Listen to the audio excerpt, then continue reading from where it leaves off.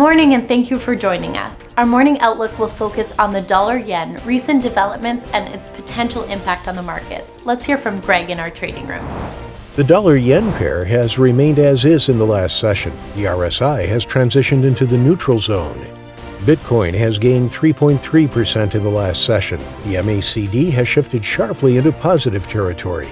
The price of gold has added 0.1% in the last session. The ADX has transitioned into the negative area.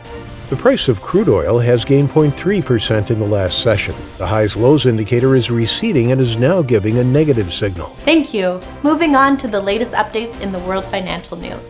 OPEC and allied producers pledged action to support the oil market as concerns mounted that a second wave of the COVID-19 pandemic will hobble demand. Asia's trade-exposed currencies inched higher as China's rebound from the COVID-19 pandemic stayed on course last quarter.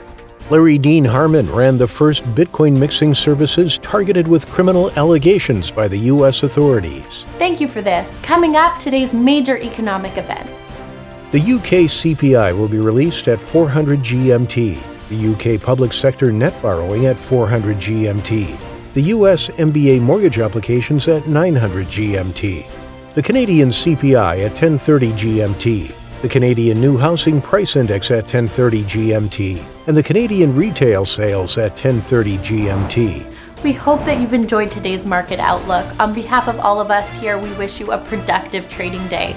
Be sure to join our next review for the latest news and events from the financial markets.